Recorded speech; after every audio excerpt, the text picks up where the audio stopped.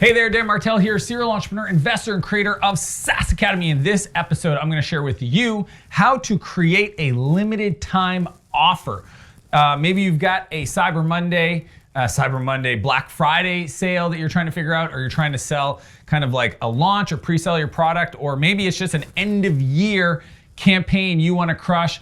That is what I'm going to dive into, and be sure to stay at the end where I've got an exclusive download for you, which is essentially my limited time offer builder worksheet, where I go into the characteristics, how to define it, and really package it so you don't blow up your business. Trust me, do this wrong and you will fail. Let's get into it.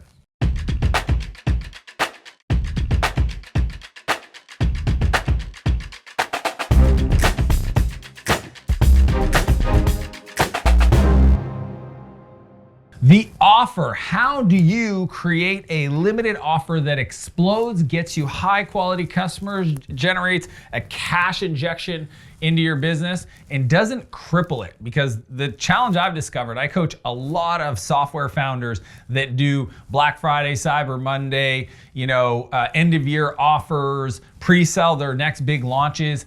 And the truth is for many of them that don't understand the frameworks I'm going to share with you in this episode, they create a situation where they literally break their business. How does that happen? Well, they pre-sell their software. Sometimes I've seen people do, what are those called? Not limited, but lifetime offers. Lifetime offers, where it's like a fixed price forever. Well, there's a lot of things wrong with that. One, those people are definitely not looking to solve a problem. They're just looking for a good deal. Many of them are going to not be willing to invest the time and energy to deploy your software and ask your support team to do all the heavy lifting. A lot of them are going to complain over time that the product isn't meeting their needs, but they're not even paying for the product. So what I want to share with you today is kind of 5 key strategies that you need to consider when designing your limited time offer, so that it not only is successful, but also doesn't break your business. Here's what I got. Number 1, know your COGS. COGS stands for cost of goods sold. So most entrepreneurs, when they're busy selling, if they're lucky enough to market and get the product being bought, they never even think about asking themselves, what's the unit economics? When I sell one software license, and they think, well, software is free. It literally costs me pennies to deliver more software. No, it's not true. You have other costs. You have support costs. You have infrastructure costs, etc. So you need to understand that if I sell one new customer and they pay me $100 a month, what amount of money do I need to spend per month to support that customer? That's your cost of goods sold. Most software companies, if you're good, most people aren't, okay? If you're good, you're at about 80 to 90% what's called gross margin, or 10% cost of goods sold. If you do this wrong, you may end up like my buddy. I'm not going to call him out. I almost called him out. I should hold myself back, and it wasn't his fault. He worked at a company that sold jewelry. This is just a fun story. Worked at a company selling jewelry. They had Walmart as a big customer. They did this multi-year contract. They were all exciting, high five. It was a multi-million-dollar deal. They ramped up production. They got lines of credit from the bank, and really worked with Walmart to deploy their jewelry line. And then the price of gold went up. Well, what they didn't consider when they sold the product was that their contract had a fixed price per piece to Walmart, and they didn't think, well, could the price of gold go up 3x? Well, here's what happens. All of a sudden now they have to fulfill on Walmart's contract, or they're going to get sued. They tried to go find new contracts that were higher gross margin, higher, that was more profitable, because now all of a sudden they weren't profitable. And then the banks, because they lent the line of credit to the business, are monitoring essentially their inventory levels. And the bank at one point, because Walmart got so much product, they didn't have enough inventory to essentially secure the line of credit. My buddy came in to his job. He was working there as essentially the marketing director.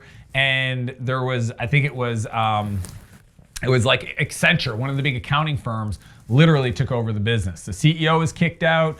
The bank called in their loan and took over the business, and all they did was start liquidating whatever assets they could sell from the business to be able to cover the extended line of credit. And that is an extreme case, but I just want you to know that I've seen this happen over and over and over with software founders that do not understand that selling lifetime deals and not understanding the cost of that customer over the next 5 years and the cost of your brand, the cost of your pricing strategy, the cost of your engineering team is expensive. So number one, know your COGS. Number two, pay more, not less. So what a lot of people do when they do a deal, they do an offer, they want to give like this incredible, irresistible offer. They take something really expensive and they discount it because it's easy. Literally, I sell something for $250 a month. I'm going to discount it to $50 a month. It's 5 times less if you buy during this time period, etc. Here's why that totally fails is what you're trying to do with a limited time offer is actually increase what's called the average order value. That means that the amount of money that would normally be spent, let's call it $250, is increased. So how do you increase the AOV? How do you increase that first time purchase? How do you put stuff together to figure out, like, instead of somebody paying me $250, how do I get them to spend $500? And there's a bunch of cool ways to do that, but that is the big idea is don't discount. It's like on my sales team, right? People, we used to allow for discounting. And what I said instead is like, no, don't discount. Let's just add more value. Instead of discounting the price by 20%, why don't we throw in something to keep the price what it is, but create more value? That to me is more interesting, it's more creative, and it's actually gonna net out that your business is gonna win bigger because you did the effort, you went through the exercise to figure out how to get them to pay more, not less on that first time purchase, okay? Average order value, Google it, search it, figure out how to increase it for your offer because that's where the unlock's gonna come from. Number 3, bundle the outcome. So bundling means kind of, and that's why I didn't talk about it when I said increase the average order value. But think of this, you wanna ask yourself, what is the outcome somebody's buying? If somebody's buying your software or your service or whatever it is you have for sale, they're actually not buying that. They're buying the solution to a problem. So for example, if I'm selling tents, okay, what else do you need to go camping? Because you're not buying a tent to not go camping, you're buying a tent to go camping. So if I sell you a tent, can I bundle other stuff to make it more attractive? Can I add a free burner to so that you can cook on a cook burner? Can I add, what else? If I'm buying a tent, maybe I want a light. I can add on a bundle. I can put the light in there, the light that goes inside the tent. If I'm buying a tent, I probably need a light for at nighttime. Think about, the way I think about software is software really, SaaS should stand for software as a service. Instead of software as a service, should stand for success as a service, okay? So SaaS to me is success as a service. What's the outcome they want to achieve, and how can I bundle more stuff, okay? And I'm gonna tell you how to get access to my worksheet that covers the 4 key areas that you need to understand to find those bundling opportunities. But one of them is templates. If I invest in your software, if I wanna buy this offer, what is something I'm gonna be missing to actually get even more success out of it? And for a lot of software products, it's best practices, it's templates, it's scripts, it's whatever it is. It's the thing that's gonna go into your software. It's best practice. It's the schedule if you have a project management software. It's, if you sell HR software, it's the job posting template structure. Whatever it is, ask yourself that question. How do I bundle a better outcome as a success outcome to make my offer that much more desirable? Number 4, R&D copy. So R&D stands for, most people, research and development. I like to think of it as a rob and duplicate. Now, I'm not advocating you steal other people's stuff. I'm advocating that you try to do it ethically in a way that you can model. If you've never written copy and you're trying to create an incredible offer, you could literally have the most amazing bundle, price point, like just crazy amazing value. And because you can't write the copy to communicate it, it's gonna fall off it's just gonna fail, okay? So what I wanna encourage you to do is go find people today that are in your market that are doing offers and understand from a copy, a positioning, a benefits point of view, how did they structure it? Now, that could take time. If you're in for speed, I'm a big fan of investing to go fast. If that's you, then go check out funnelscripts.com. I am not getting any affiliate, no association. You can literally Google it, go click directly. Here's why I like it. 1, I coach the team at ClickFunnels. They're the creators of funnelscripts.com. I've bought the product myself. It is jam-packed with examples of not only sales letters and offer templates and Facebook ads and literally email scripts, everything that you could possibly want. It's just gonna allow you to get there faster. So I don't care if it's funnel scripts or another product or whatever, you need to find people, model it, or what I call R&D, rob and duplicate, but really just be inspired, tweak it for your own case. You don't want to literally copy paste. People do this and you will get called out and it's unethical. Tweak it, change it, and know that that's a better place to start than for you to sit down to try to come up with great copy. Because if you don't know how to do this, your offer could be the most incredible thing and fall flat because of the way you've positioned it on with words online. Number 5, promote the deal. So there's this great saying in content marketing that 20% should be around production, 80% should be around promotion. I believe this is the same for creating a limited time offer, creating a Black Friday, Cyber Monday offer, an end of year offer. If you want to do a lifetime offer, you just got to price it right.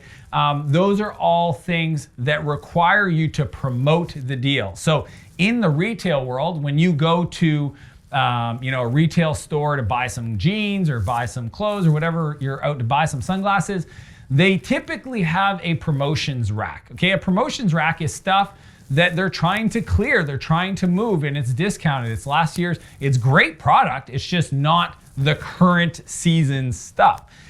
My question to you is, where is your sales rack? Where online are people aggregating deals? Okay, because I know when there's a Black Friday, Cyber Monday deal, there's literally lists and communities and marketplaces and websites dedicated to aggregating different bundle offers and limited time offers and all these different deals, right? There's a deal site for it. If you're not spending time trying to figure out who's got one, can I partner with somebody? Can I create my own? Can I, how do I promote this? How do I get other people involved? What's my paid ad strategy? If all you do is create the offer, put it online, send an email to your current list and think that that's a good idea, it's gonna fall flat. You literally need to think about, what is the effort and promotion I'm gonna put into this so that I can succeed in creating a limited time offer that creates a cash injection into your business.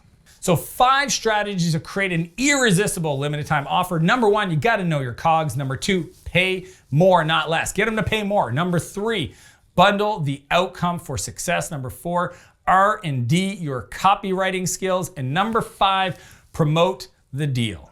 So as I mentioned at the beginning of this episode, I want to share with you the limited time offer builder. This is the worksheet that I use with my clients. Okay, so watch the episode again or listen to the episode and go through the worksheet, answer all the questions, design the perfect limited time offer using that. You can click the link below to grab a copy to make sure you don't break your business. Okay, I'm gonna ask you the questions to make sure that you can get clarity, talk to your team, talk to your accountant, figure out what you've got. Maybe you have other partners you can pull in to create a really compelling bundle to ensure that the customer gets even more success. Just click the link to download that limited time offer builder worksheet. It's my gift to you. And if you found this episode value, be sure to subscribe to my channel, share it with somebody that you care about. And as per usual, I want to encourage you to live a bigger life and a bigger business, and I'll see you next Monday. One thing I notice in my videos is I always got my neck up.